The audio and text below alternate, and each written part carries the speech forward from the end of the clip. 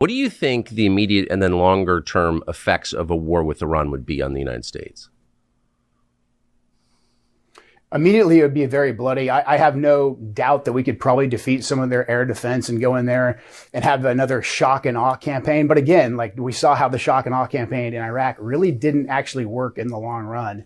So I have no doubt that we'd have some immediate results that people would cheer about here in the United States.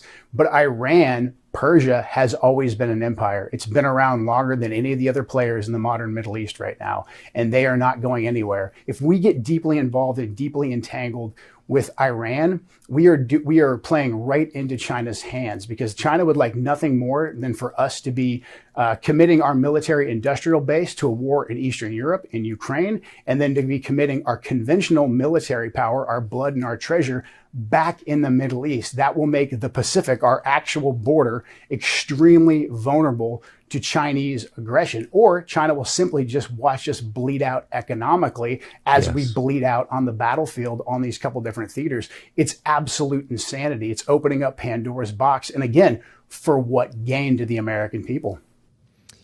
So the very first thing you notice about that clip, which was shot almost exactly a year before the current president was inaugurated, is that it was right.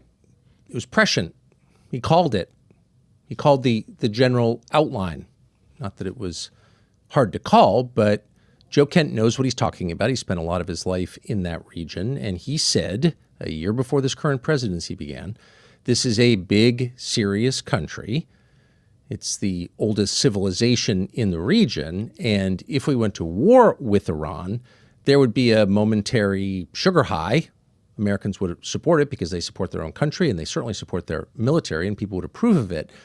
But very quickly, you could see a process by which we got caught there, trapped there, bear trap. Hard to extricate yourself from that.